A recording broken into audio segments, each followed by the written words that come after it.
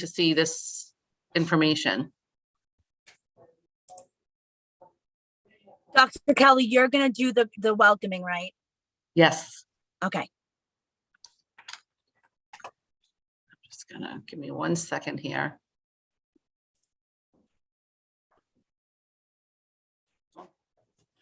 Okay, we should be ready to go.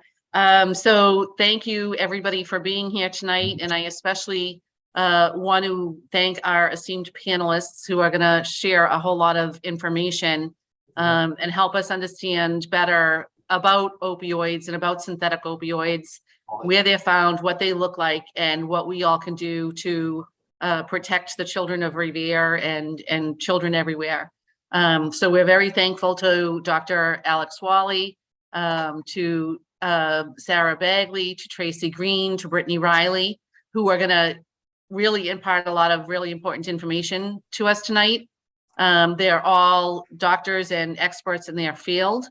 And I'll just quickly share our agenda, which gives a little bit more information about them. We're going to start off with a couple of just opening comments, and I've pretty much made mine. I'll run through the agenda, and then Mr. Bowen from the high school is going to have a few words. After that, Dr. Wally will talk about the trends in drugs for a few minutes, and then Dr. Bagley will talk about tips for parents and caregivers, and then Dr. Green will talk about the community response. We're hoping that all of this talking will be about 30 minutes, maybe a little bit longer than that.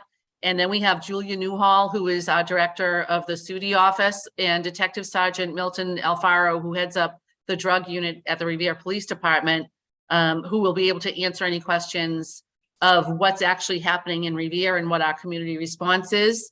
And of course, the doctors will still be here to answer any questions that you have of a more technical or informational basis as well. I mean, all of them can answer a lot of the information, but we'll share the microphone a little bit at that point with everybody who's viewing. And just before we get started, a quick update for the community. I did check with the chief again today, and he said that the tests are still not back from the state lab. He said it could take several months as the state lab is pretty backed up with testing and demand. And so we're moving forward from the powder that we found in the high school a couple of weeks ago. And as students and parents know, we did work with local law enforcement to have the drug dogs and actually the firearm dogs as well do a sweep of the high school just to see where we are. That happened last Thursday, and we did identify a few places of concern. We did not find any drugs. We didn't find any firearms or hint of firearms. We did find hints of drugs. Mostly marijuana, and Mr. Bowen and his team are reaching out to the families involved and the students involved to see how we can, help them and intercede on their behalf. So about half an hour of talk and then another half hour of Q&A where people can bring their own questions to the forefront. And I'll toss it to Chris for a few words. Thank you, Dr. Kelly. I just wanted to kind of use this opportunity as a school community to put forward the idea that the more that we can partner with families, with the community, and at the high school together, the better our students will be for that collaboration. And so, though I think this was a disturbing and unsettling discovery for all of us involved, I do hope that we can use that to launch some great collaboration between the high school administration, faculty, students, family, and the broader Revere community. So I'm excited about sort of some of this collaboration that has already started. Right. Thank you. Julia, anything else before we jump into the education piece? No, you just have the slideshow to share?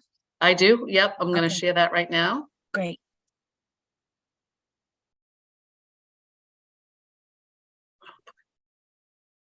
Of course, I'm hitting all kinds of wrong buttons here.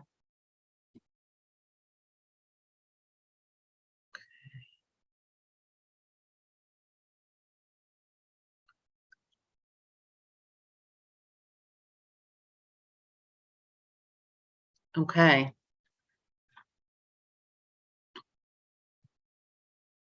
So as I mentioned before, I just want to describe the picture at the right, and Julia could probably do a better job than I can of this, but every year, the city of Revere takes a moment to reflect on the lives lost to opioid addiction and abuse.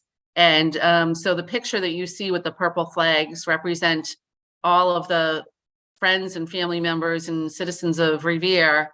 I believe it's Revere, Julia, correct me if I'm wrong. I think this is actually the city of Boston. I think this is their commons. Okay, all right. So, but it's overwhelming to see the sea of purple and recognize the humanity that we've lost to this horrible scourge. And on the left, you'll see a better introduction of the folks who are going to be talking to us today, but they really are extremely esteemed professionals in the field, and we're very fortunate to have them here with us today. So I'll just go ahead and jump to the next slide. And as the presenters speak, if you want to tell me to move on, you can just say next slide and I will do that. So great. Dr. Kelly, thanks so much. So it's really special to have this opportunity for us to talk to Revere. And yeah, as Dr. Kelly mentioned, that overdose is not something that's new to Massachusetts. That was the Boston Common, but it were 20,000 flags that were planted on August 29th of this year, which is annually Overdose Awareness Day. And each one of those flags represents a person, a Massachusetts resident who has been killed from overdose in the last 10 years. So, so my name's Alex Wally. I'm a general internist and addiction specialist at Boston Medical Center, and I've worked actually with Brittany Riley, who's another person who's going to talk to you tonight from Massachusetts Department of Public Health. She's going to talk at the end, really, to give some information about state resources that are available to address overdose. So as I said, overdose is not anything new in Massachusetts. This is the number of opioid-related overdose deaths in Massachusetts residents. And you can see that the number of deaths was in the 500s and 600s until 2012, 2013, 2014, and so on up until 2016, when they went from essentially 600 overdose deaths a year, tripled to over 2,000. And we've been at over 2,000 for now the last last 6 years. And that's a lot of overdose deaths. It's a lot of people who we've lost. And what drove that surge was fentanyl being introduced into the heroin supply primarily. Now there's some changes we're going to talk about, which are now affecting teenagers more than they have in the past. And so this is the context. And if you could show the next slide.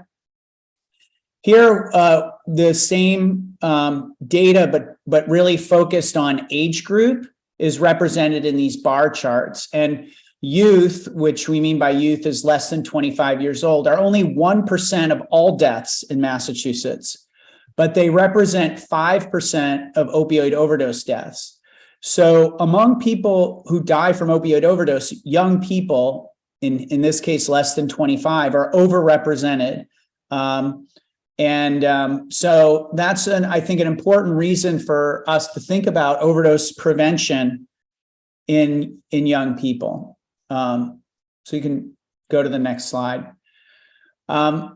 There's been a surge in fentanyl overdose deaths among 14 to 18-year-olds. This is a study that just came out this year that was looking at national data.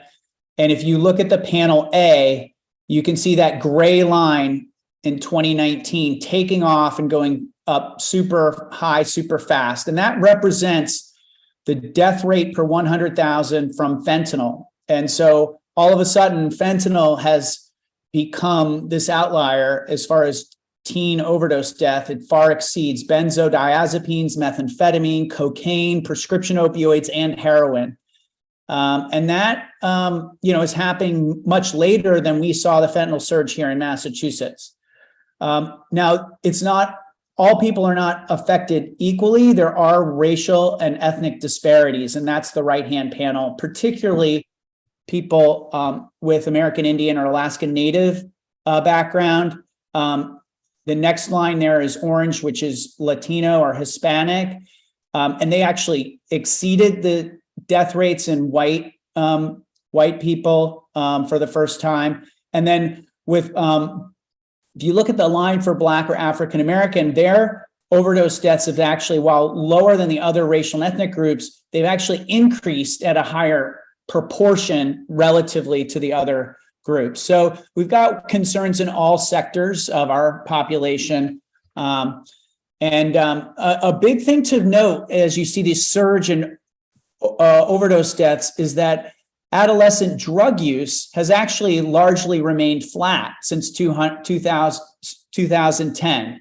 So the overdose deaths are doubling in the setting of the overall drug use largely remaining flat nationwide. And that really, I think, points to concerns around a toxic drug supply. And we're going to talk more about that. So next slide, please. So a little bit more on the availability, accessibility, and forms of illicitly manufactured fentanyl. So it's been detected in powders like heroin and cocaine, and counterfeit pills like Percocet or even benzodiazepines. But it's less present in drugs that are prepared in crystal or rock forms like crack or crystal methamphetamine. Although it has been detected in those drugs as well. While some people seek out fentanyl, many do not know it is present, and many more do not know how much fentanyl is in the drugs they use. And so that's really where the danger can come in.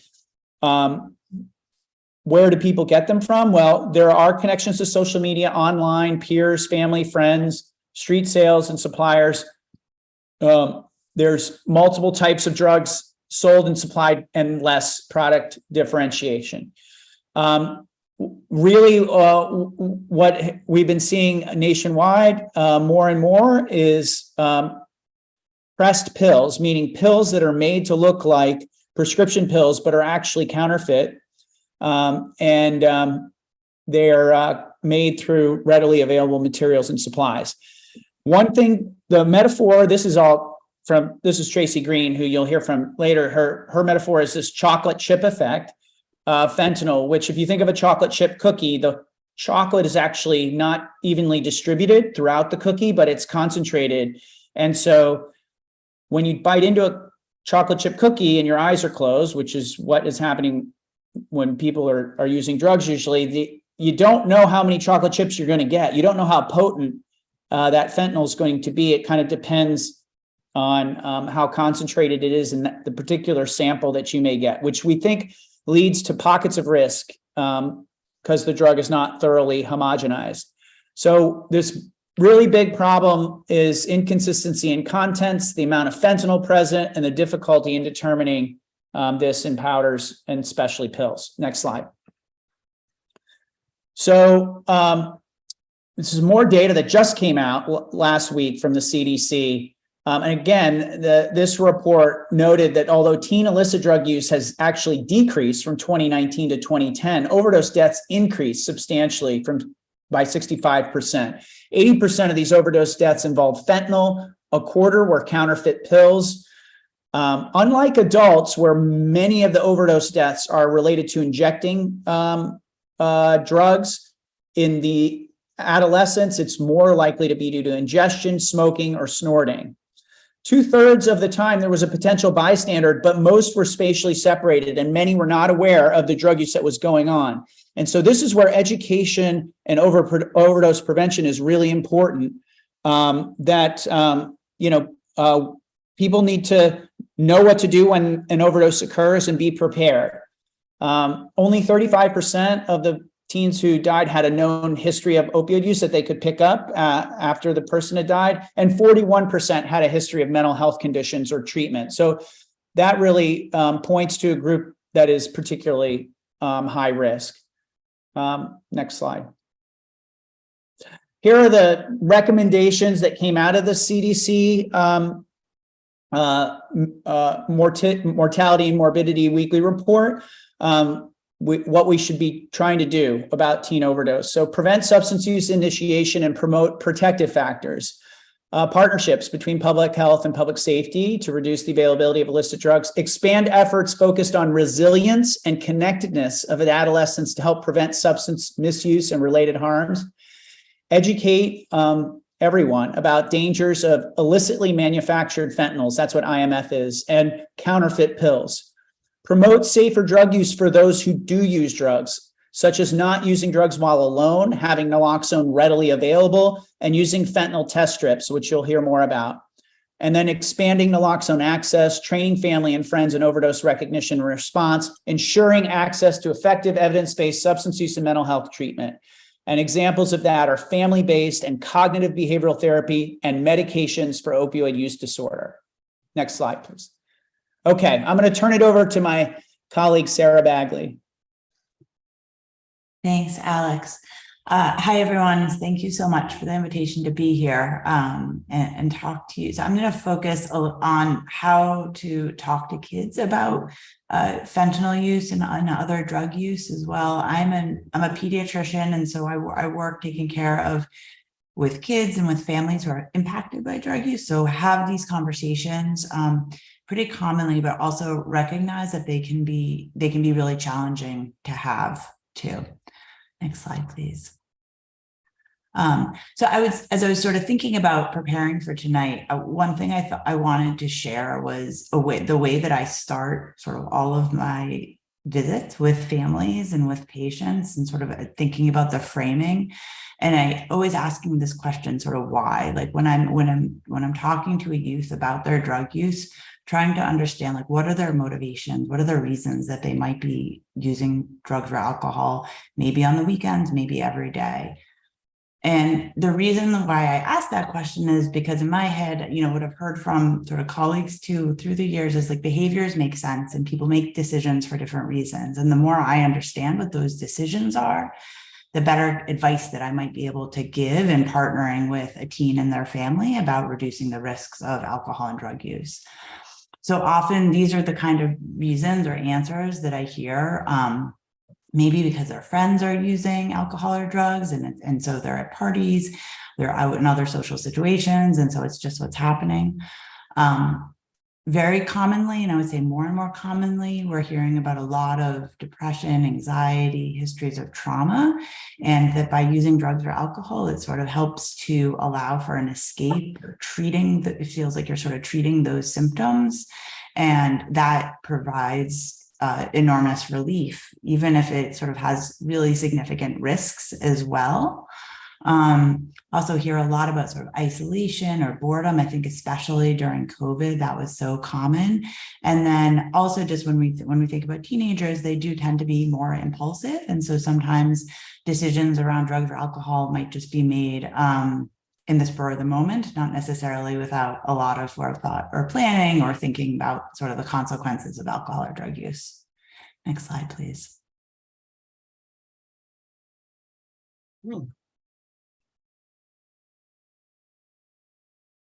Great. I have a little bit of data to add to what Alex shared. And I'm sharing this slide just to put sort of in context, sort of what youth or teen drug overdoses look like compared to the other leading causes of death among adolescents in the United States. And I think that what I find it really neat, this is a paper from this year. And so the different colored lines represent the different causes of death. And so what I want to draw your attention, and this is starting in 1999.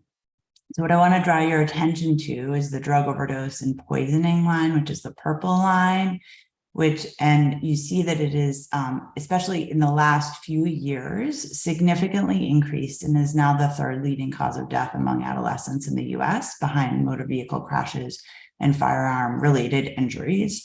So I think there are a couple of important points. One is that these are all preventable causes of death, and there are ways that we can have public health responses to respond, but also that this is one of the leading causes of death for youth. And so it really should be sort of capturing our attention and asking us sort of what are the interventions that we can implement to change that curve. Next slide, please. And, you know, sort of with this idea of why, or maybe why are our youth deciding to try drugs, to try alcohol, I think that we know that a history of a mental health disorder is really common. So this is a table from the report that Alex was just mentioning that was released by the CDC last week. And so this is looking at mental health conditions among youth who had had a drug overdose between July 2019 and December of 2021. And just want to highlight that 40% of them had a mental health history or some history of a mental health disorder. And so this is just a really high percentage of youth who have some kind of mental health disorder, some kind of opportunity potentially for like intervention that we can sort of think about how we want to include this in our overdose prevention strategies. Next slide, please. And here, I just want to highlight that as we're here talking about fentanyl tonight. I think the reason I'm talking about other drugs too is because what we know about teenagers is that they use more than one drug often at one time, and actually even when they're exposed to fentanyl, they may be actually trying, you know, thinking that they're using benzodiazepines or stimulants or prescription opioids. And these are data that just show that most youth overdoses involve other substances. These are fatal overdoses. And that we actually, so when we see that sort of that happened in 2017, where most opioid overdose deaths among youth, the rate was higher when it was sort of included another substance. And those substances are most commonly stimulants and benzodiazepines. And so as we think about sort of responses to try to prevent fentanyl-related overdoses or opioid-related overdoses, we really need to think about other kind of substance use as well. And then finally, this is again sort of from that CDC report, just that we learned in this report, it was just so important, and it was new data that we just sort of, there's been so little that we've known actually about sort of what's happening with youth overdoses. But in this report, they shared that, you know, 60% of the fatal overdoses happened in the teen's home, with 2/3 of them having a potential bystander present, and 68% with no documented response by the potential bystander, and only 1/3 of the time was naloxone administered. And so I think it's just really clear from those data that there are a lot of opportunities for us to provide more overdose education and distribute more naloxone to high school, to teenagers, to their families, and be able to train people in how to respond when there is an overdose. Next slide, please.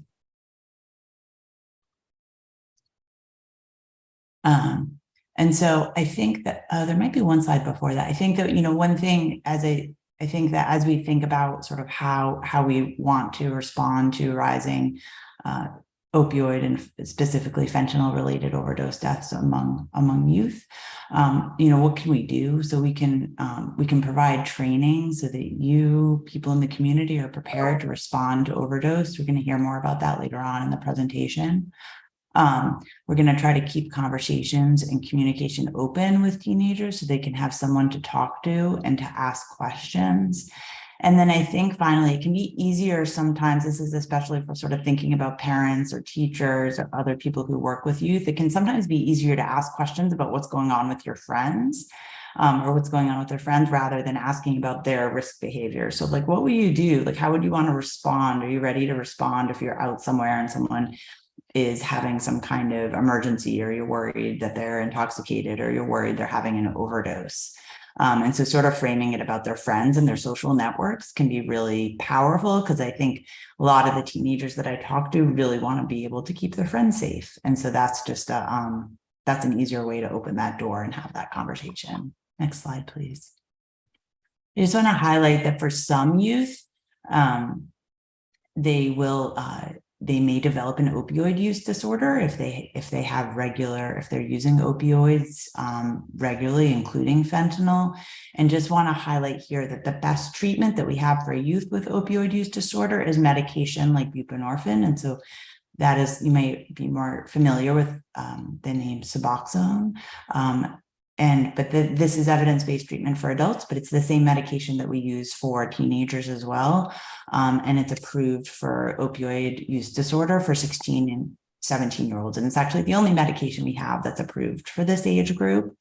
And also in addition to medication that it's also really important, as I was sort of mentioning, to diagnose and treat co-occurring mental health disorders and other substance use disorders.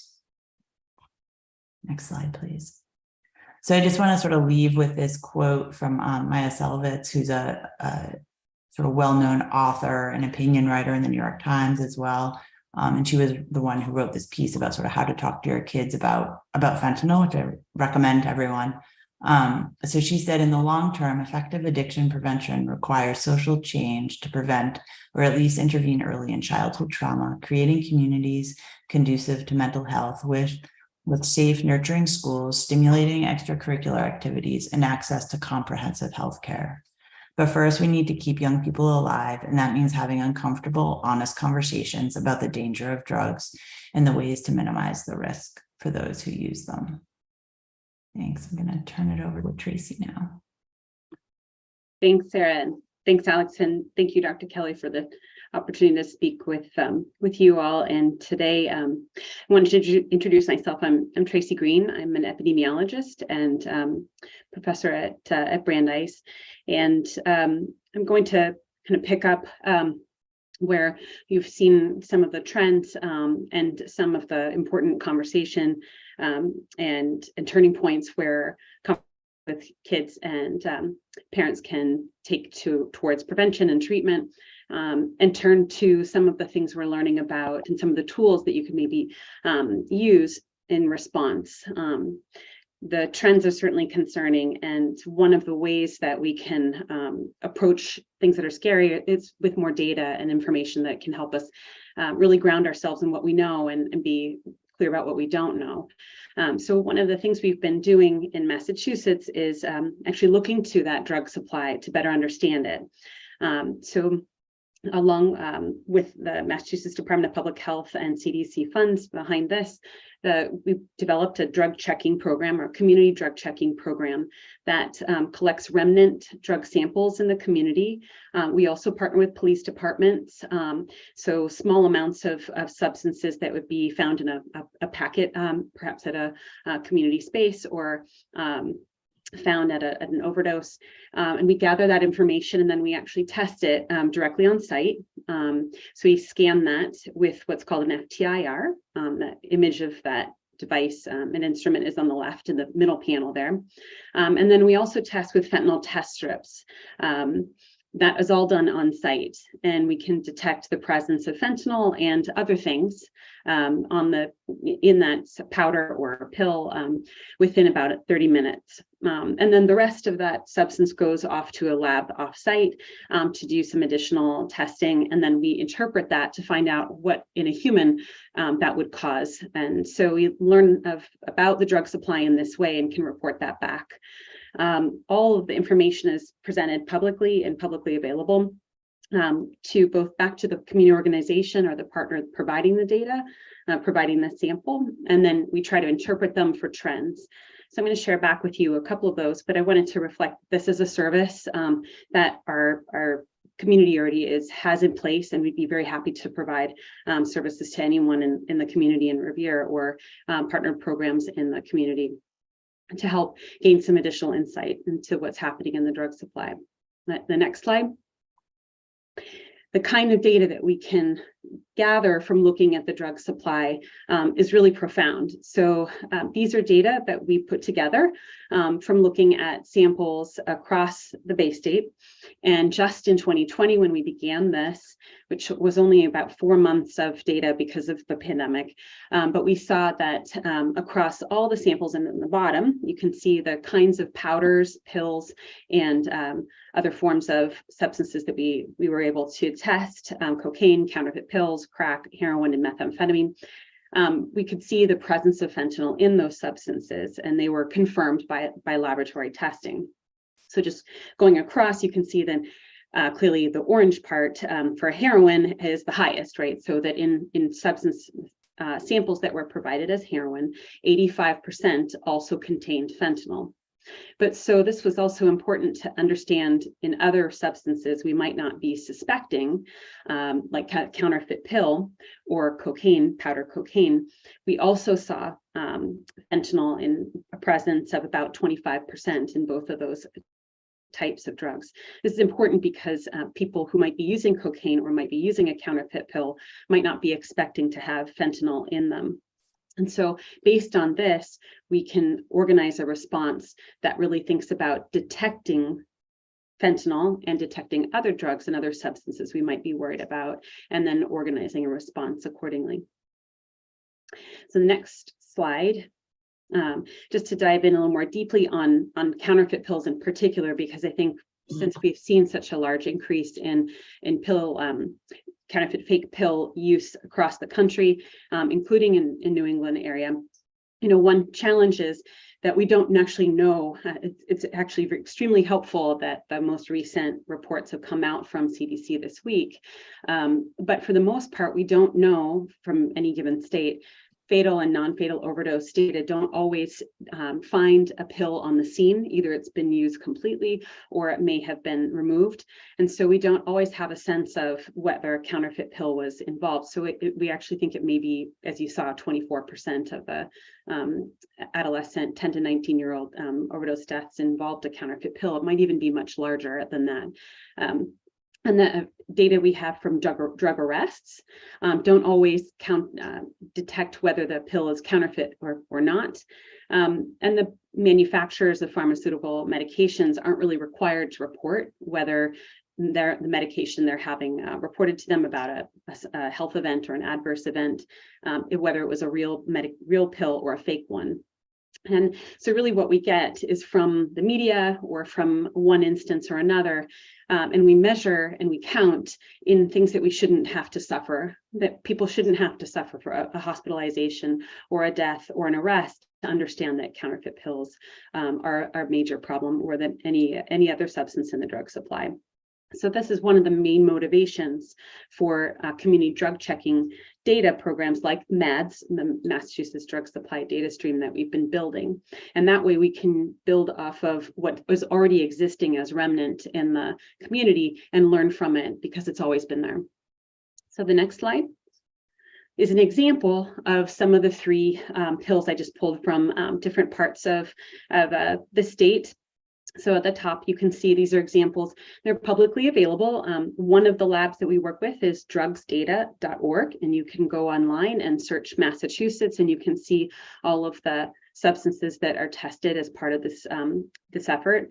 And you can also hopefully soon be going to streetcheck.org and see all of the data, including the drugs data laboratory work. But in this case, you can see top left that this Xanax or benzodiazepine presented and for testing. And when we tested it with on site and at the lab, what we saw was instead it didn't contain what you'd expect to see, alprazolam, but it instead contain bromazolam and clonazepam, which are two benzodiazepines that are not available and not meant for medical treatment as benzodiazepines would be. So it's not what you would expect to see in a Xanax. They're very strong synthetic and designer benzos, if you will.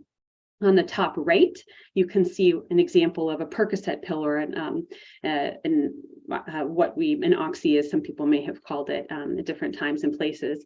And in this case, this pill was found to contain acetaminophen, or if you will, Tylenol, fentanyl, and two other precursor components that are meant for making fentanyl.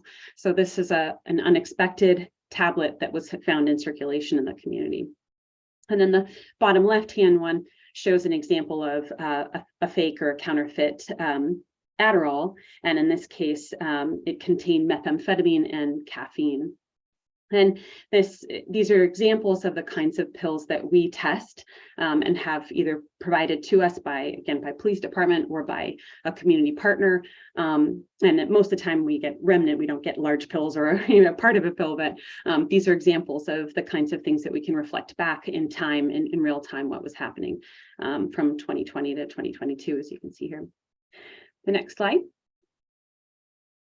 And another kind of emerging thing we've been able to see are additives perhaps that find their way into the illicit drug supply that are important for anyone who might be using, especially in this case, fentanyl. We have so much fentanyl and opioids circulating in New England in particular, that trends of drugs that kind of match onto or that we find in the opioid supply are really important to keep track of. And this one in particular is one we've been seeing increase since the pandemic. Xylazine is the way that it's pronounced. The X is pronounced as a Z. So xylazine is a veterinary sedative. It's not meant for human use. And so we've been seeing xylazine in trace quantities and now in more larger components of the, particularly in the fentanyl or heroin or opioid supply, if you will. And that's all throughout the Northeast, much kind of, I guess, famously in the media around the Philadelphia area.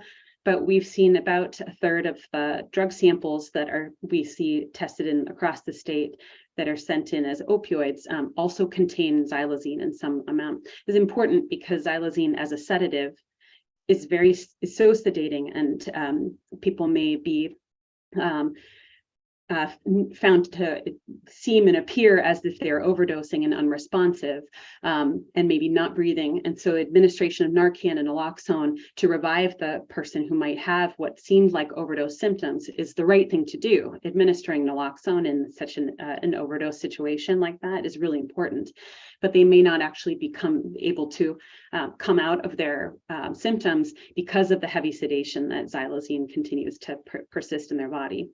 So overdoses and tracking and keeping track of and making sure people are breathing and are cared for with 911 are really important. But the other thing we're looking at are sores and serious skin infections that can be associated with xylazine. We don't completely understand the mechanisms, but we are seeing more ulcers and acute skin infections that can get pretty painful and infected very quickly. So xylazine as an emerging component of the drug supply is something that we want to look for. And I have to say, just recently, we had a case in another state where exploring about the effect of xylazine. In this case, it was a young person who was found by their parent. They were not injecting, there wasn't sores or serious skin infections that was affecting them, but really they had been sedated for so long and hadn't moved. This veterinary sedative aspect of xylazine meant that the person had not moved in such a long time that the circulation to part of their body had been cut off. And there were some serious health implications associated with that, including potentially amputation. So I think part of the concern is being kind of aware of the health impacts of the drug supply, yes, on overdose, but also on other things that we want to make sure that people who are using drugs and who might be experiencing substances they're not expecting have the tools that they need to respond and to be prepared. So information like the ones that you see on the right are the kinds of notifications that we can create part of the drugs through the drug supply data stream. And this one, I think, importantly, is available in multiple languages, including English, Spanish, Portuguese, Twi, Vietnamese, and Haitian Creole. So multiple languages for communications that are important and relevant for many of our communities. The next slide.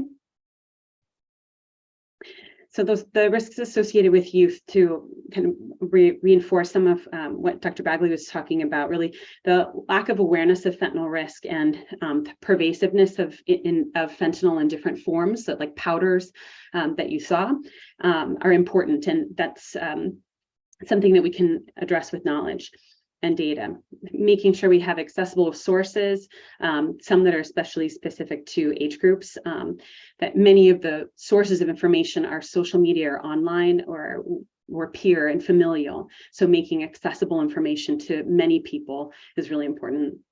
Social isolation and the inability or unwillingness to seek help is a challenge for all adolescent health, not just for substance use and mental health concerns.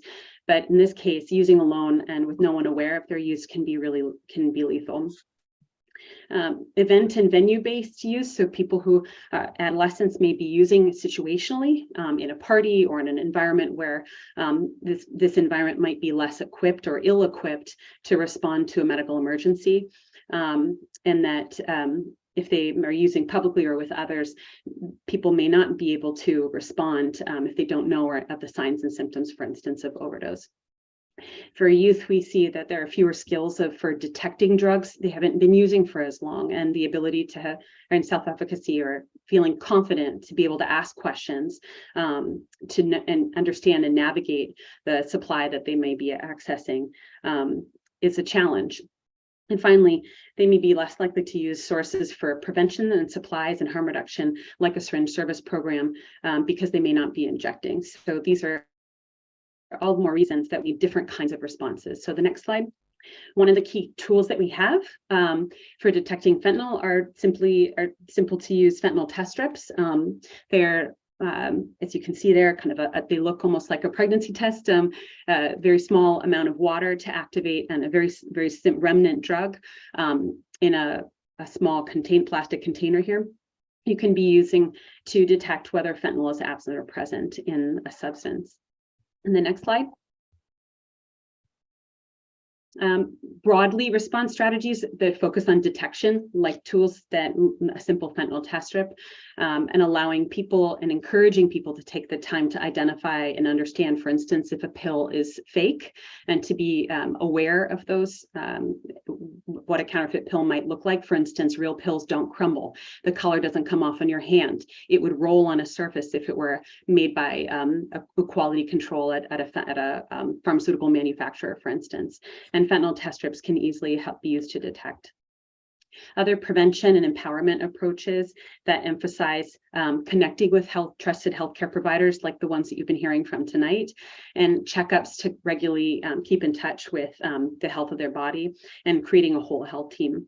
And that builds another confidential source to protect children and youth. The empowerment and nurturing the capacity to navigate the drug supply, and empowering people to be able to ask about their source and being aware of the risks. And that allows for tools like Narcan or naloxone to be carried, and to feel that that's important for them to take care of themselves as well as their friends and family who may suffer an overdose. And then thinking ahead and making that plan for prevention, or behavioral interventions or behavioral approaches that can be the difference between life and death. Next slide. The tools like this have no age limits, and there are no restrictions in Massachusetts to access fentanyl test strips, to access the drug checking program that I talked about, for non-prescription syringes at pharmacies or syringe service programs, for Narcan and naloxone, safer use supplies, wound care kits, safer injection kits, and syringe hygiene kits or condoms. And though organizations may differ on this, the access to all of these materials is not limited by age. The next slide. I thought this quote was really telling and helpful. When we started providing fentanyl test strips in the community, we did a simple evaluation and heard from a first responder who was distributing to family members as part of their community outreach. And he shared an experience that he had where talking with a mom who was really scared. And she said, I don't know if I want to give him, because now I'm giving him permission to use drugs. And I says, the first responder says, walk that through. What if he buys drugs and he passes away? That's going to weigh heavy on you. And she said, you're right. Like, I can't control his outcome in regards to using or not using, but I can give him a prevention method, which is handing him this fentanyl test strip kit. So the kits are freely available at that website link. And I think my colleague, Brittany, will be talking more about that next. Next slide. Oh, I should say, if community drug checking is something that you or someone in the community would be happy to test a remnant sample, you can just contact us at the email address there. Next slide.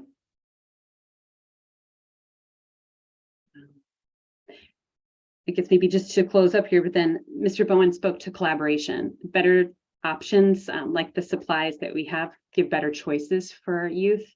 And this is an extremely complex problem.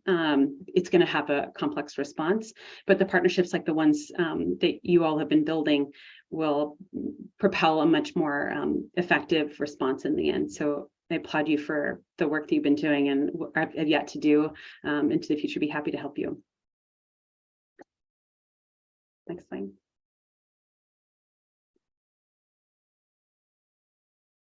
Should I stop sharing or? Brittany, do you Yeah, Diane, do you mind going just 2 more slides up? We're just going to add a few more things, and I am going to talk fast. So, So this might be a different deck, actually, Tracy. oh, next slide. Next slide, one more. There we go. okay. All right. I'm looking at different slides than you guys, so I'm going to go off of what I have. So you can go ahead and pull the slides down, and we can include that as a resource in our follow-up. But I just wanted to really quickly reiterate a few clear things. So who can administer naloxone in an overdose emergency at school? Any individual in Massachusetts can administer naloxone with their own naloxone. That's totally fine per Mass General Law. Also, all duly registered school health units can purchase, I'm going to get to that, and store naloxone obtained through the Department of Public Health and have that on hand for authorized healthcare providers in schools to administer during overdose events, should it come to that. And, you know, I'll just mention once again, you guys mentioned it before, but age restrictions for going to get naloxone at the pharmacy, no age restrictions for naloxone. So I mentioned purchasing. So for getting naloxone, aka Narcan, any municipal first responder entity, which includes police, fire, sheriffs, schools, are welcome to order naloxone at no cost from the Massachusetts Department of Public Health. At no cost to you all from us. You just need your mass controlled substance registration in order to do that. So police departments, fire departments, school departments, you are all welcome to reach out to DPH anytime to place an order for your naloxone to be prepared in the event of an emergency. We have community standing orders, pharmacy standing orders that really aim to minimize any barrier to getting naloxone from the pharmacy and to be able to give that Narcan out to individuals who may need it in an emergency. I'm going to tee up a few resources as well that then I'm going to parlay it over to you, Julia, from Revere to just cover what else is available in your community, but wanted to make sure folks are aware of SBIRT, which I think I can share my screen. No, I'm not going to do that. SBIRT is screening brief intervention. So we're going to send some information about that. That is available to schools. Also in Massachusetts, the Bureau of Substance Addiction Services, where I work, funds a number of initiatives. We have a program called Project AMP, which is enhanced brief interventions delivered by trained near-peer mentors. So we were talking earlier about the value of having peer-to-peer education, and that's about strengths and self-efficacy, et cetera, sessions that occur in school-based settings, and there are mentors embedded in Revere High School for youth ages 13 to 17. There are also high school co-occurring response teams funded by the Massachusetts Department of Public Health, including a resource at the Revere High School through the North Suffolk Mental Health Association. And we also fund an initiative called the Adolescent Community Reinforcement Approach, ACRA, which is a behavioral health intervention for youth and young adults 12 to 24 that seeks to increase family, social, educational, vocational supports to agencies around the state. So we can include all that information in a follow-up through Julia's office. And Julia, I wanted to also just recognizing that this was an English language talk today, and that language is a barrier here today. Maybe give you the chance, Julia, to discuss any overdose prevention related opportunities, particularly available in other languages through the Revere Substance Use Disorder Initiative Office. So Julia, do you want to go ahead and weigh in? Sure. Hey, thank you, Brittany. So those who don't know me, my name is Julia Newhall. I'm the director of the SUD and Homeless Initiatives Office. We used to be located on 437 Revere Street, but now we're located at City Hall in the basement level.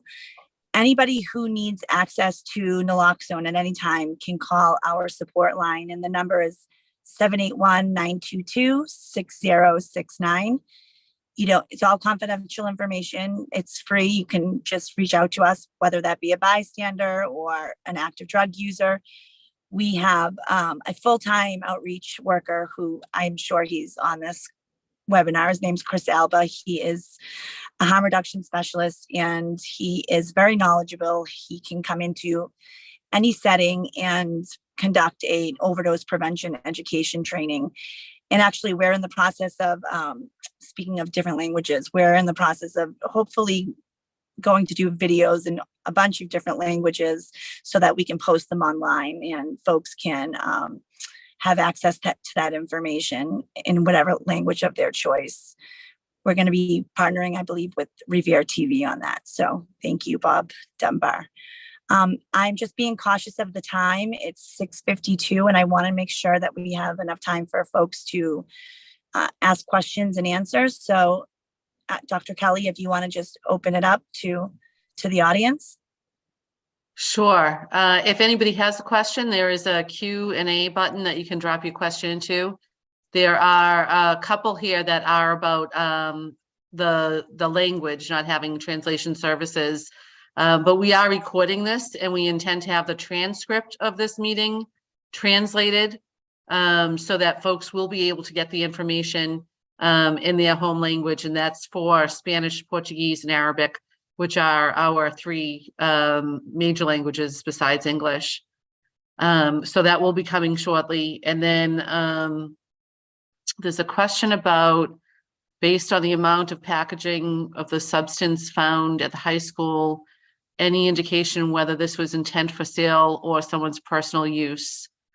So I can say that it was one very small packet that was found and was handed over to the Revere police. And when we did our survey of the school using the trained K9 units last week, we found the hits that we got, if you will, didn't yield any drugs. There was one backpack and 4 lockers that the dogs responded to, and none of them had drugs in them. They believe they were responding to a smell of marijuana. And as I mentioned earlier, Mr. Bowen and his team will be addressing that with those families and those students in particular. But I also want to, so I can keep watching for questions, but I didn't know, I wanted to invite Detective Sergeant Alfaro in to see if he had a few thoughts he wanted to share. I saw the question from Anonymous. This is a continuing and ongoing investigation. So far what we have, the information we've gathered so far from speaking with the student that was identified as having dropped in the baggie. This substance goes by the name of Tussi, that's T-U-S-I. It's a party drug, Tussi, and it's a pink powder substance.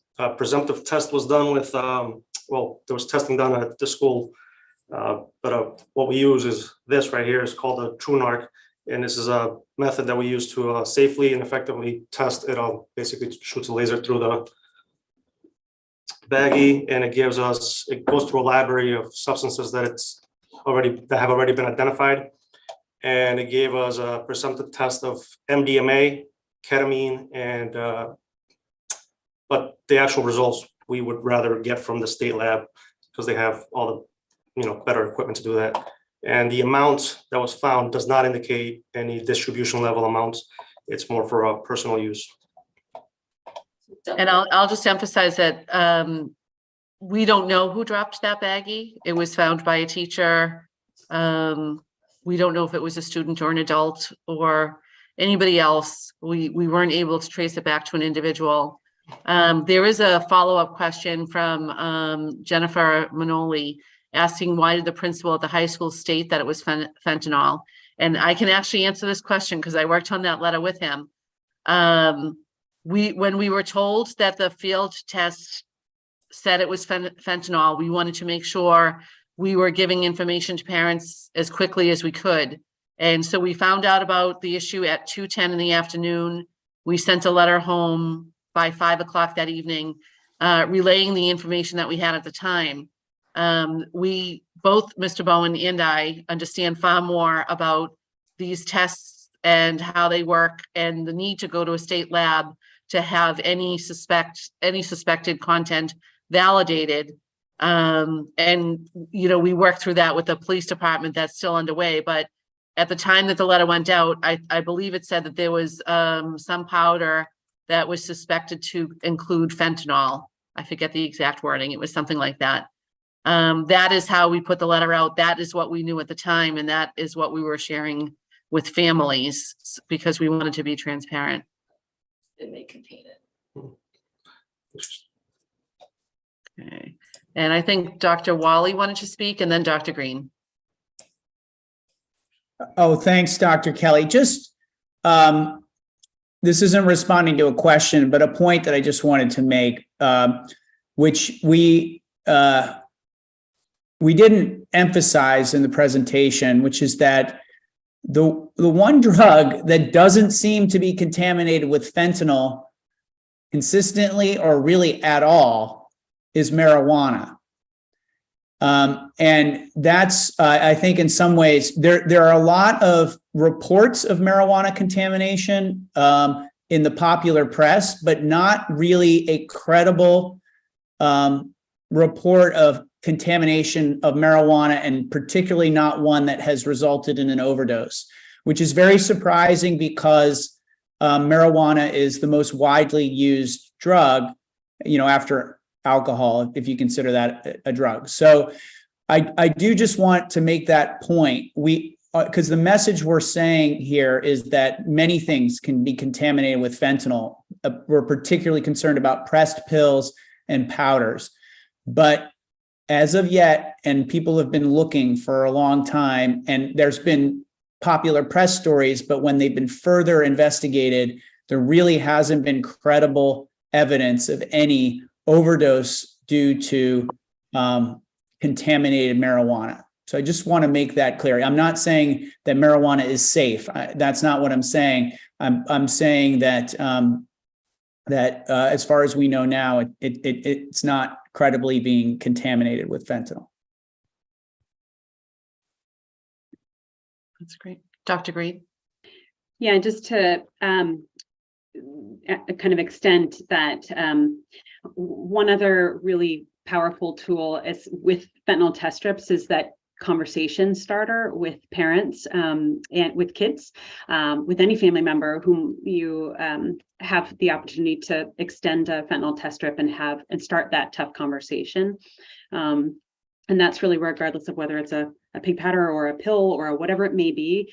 And these are really useful for helping that conversation along, and to Narcan and talking about naloxone means talking about overdose, and that can be a hard thing to start with.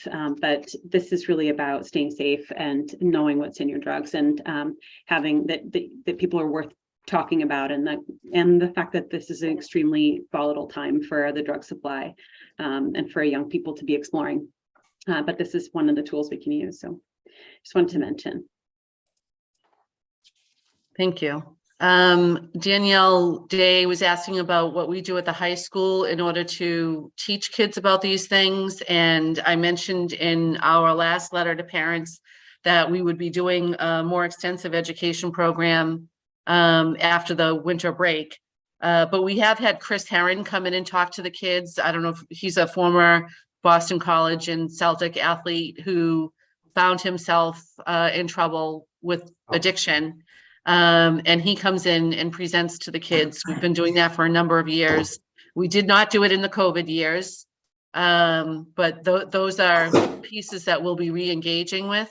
And our health teachers do a great job. This is a big piece of the curriculum that they work with kids on. I don't know if, Chris, if you want to speak more to that. I think also want to name that we do a good amount of work in smaller group sessions as well. In addition to sort of these large group assembly type messages, we've done a good amount of work in terms of awareness around mental health.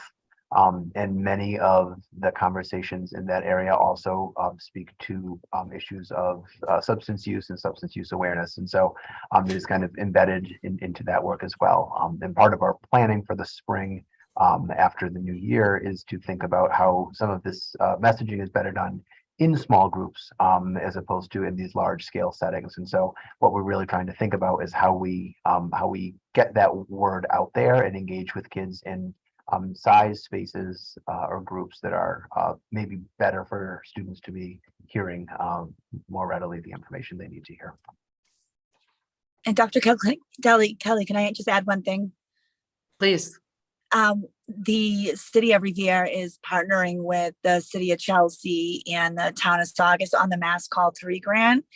And they're in the early stages of strategic planning right now, but all of that funding from DPH is going to be geared towards primary prevention. So hopefully we'll have some strategies within the next 6 months. That's great. I'm recognizing that we are a little bit over the time, and Milton has his hand up, and then Dr. Bagley. I just want to mention this is an isolated incident, and the school has gone just above and beyond to prevent any future incidents like this. And we're here to help the parents. I'll post the drug hotline phone number in the chat if the attendants want to look at it. And just want to thank you for your time. Thanks. Sarah? And we'll be fast because I know we're late. I just wanted to say, we talked a lot tonight about sort of different harm reduction tools like naloxone and fentanyl test strips.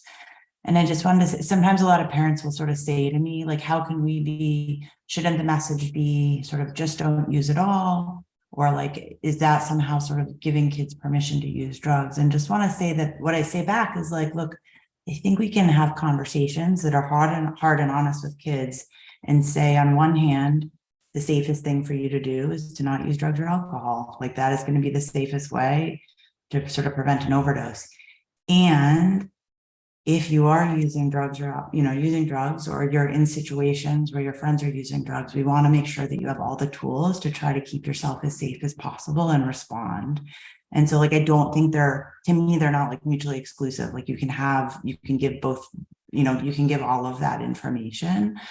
And the goal, I think, is this shared goal of trying to keep kids safe. Like that's kind of the shared goal, no matter sort of what perspective you're coming from. Right. And I mean, our take in the schools, I think it was Danielle said in the chat too, that it's illegal to use drugs or alcohol until you're 21. And that is certainly true, but we know the reality is that there are a lot of kids who are not 21 who are drinking or smoking or doing some combination of both of those things. And often doing a combination of any one or both of those things leads to other things. And so making sure kids are aware of what they might be encountering, especially if they're in a new environment with different friends that they might not know too well, protecting them and making sure they have some information is really important. And that is the message that the kids get in their health classes. It's stay away from all drugs, stay away from alcohol, but really giving them the tools and helping them understand what it could mean, what the consequences could mean for them if they were to engage in what they thought was some kind of a recreational game. It really isn't.